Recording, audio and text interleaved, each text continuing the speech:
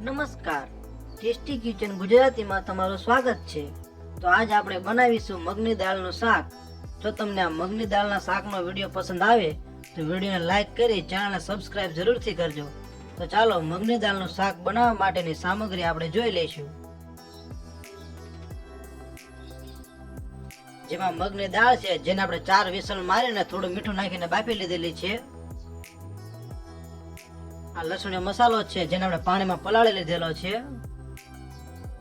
આ ટમેટા છે, આ ડુંગળી છે, આ મીઠું છે, આ ખાંડ છે, આ લીલા ધાણા છે, આ અડધું લીંબુ છે, આ લીલા મરચા છે, આ રાઈ છે, આ જીરું છે, આ હિંગ છે અને આ હળદર છે.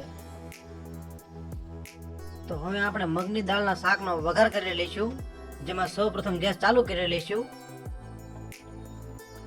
અને આવી રીતના એક બાઉલ લઈ લેવાનું છે, જેમાં જરૂર પ્રમાણે તેલ લઈ લઈશું.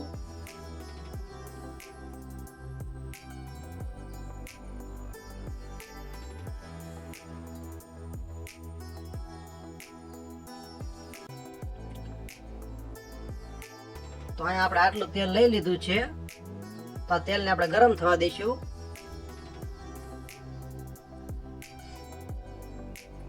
તો આપણું તેલ ગરમ થઈ ગયું છે, જેમાં સૌપ્રથમ થોડી રાઈ નાખીશું.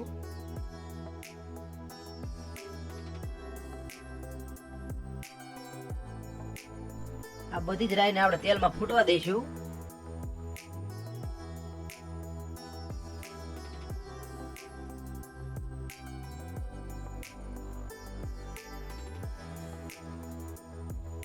હવે થોડું જીરું નાખીશું, પછી થોડી હિંગ નાખીશું, પછી કટ કરેલી ડુંગળી અને મરચા નાખી દઈશું.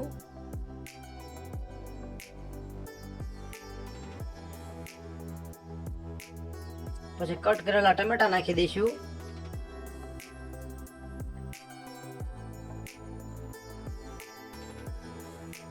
પછી થોડી વાર માટે હલાવી લઈશું.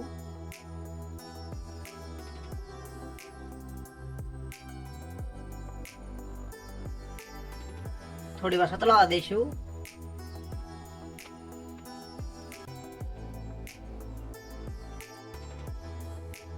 થોડી વાર સારી રીતે સાતળી લેવાનું છે.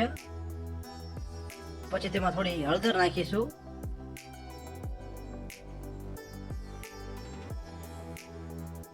પછી સ્વાદ પ્રમાણે મીઠું નાખીશું. પછી થોડી ખાંડ નાખી દઈશું. પછી લસણીયો મસાલો છે જે પલાળેલો તે નાખી દઈશું. પછી થોડી વાર માટે હલાવી લઈશું.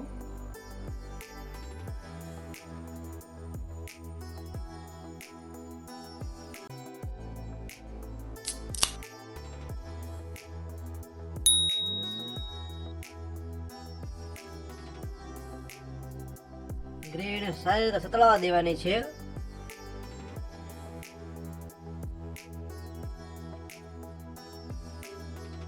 એકવાર હલાવી લઈશું.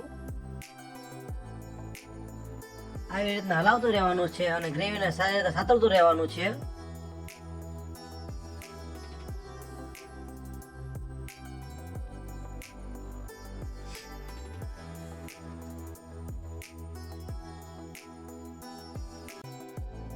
તો આપણે ગ્રેવી સારી રીતે સતળાઈ ગઈ છે, તો તેમાં મગની દાળ એડ કરી દઈશું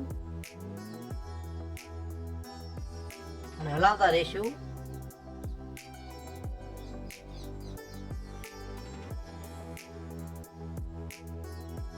આ ધીમે ધીમે હલાવતું રહેવાનું છે. ઉપરથી થોડો પાવભાજીનો મસાલો નાખીશું. જો તમારે પાવભાજીનો મસાલો ના નાખવો હોય તો નહીં નાખવાનો, આપણે સામગ્રીમાં દેખાડ્યો પણ નથી. પછી ઉપરથી અડધું લીંબુ છે તે નીચવી લઈશું.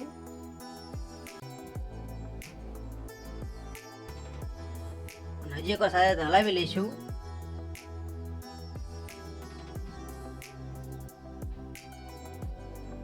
તમે એકવાર આ રેસીપી જરૂર ટ્રાય મારજો, ખાવામાં બહુ જ મજા આવશે.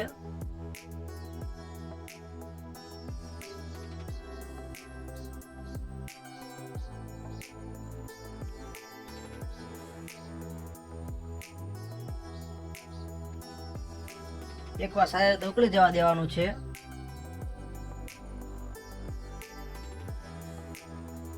હજી એકવાર હલાવી લઈશું.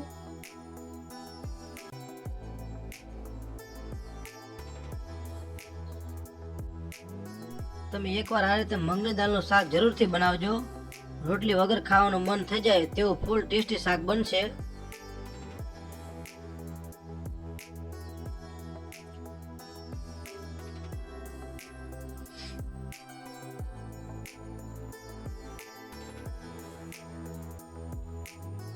તો આપણું શાક સારી રીતે ઉકળી ગયું છે, તો ગેસને બંધ કરી દઈશું અને ઉપરથી લીલા ધાણા નાખી દઈશું.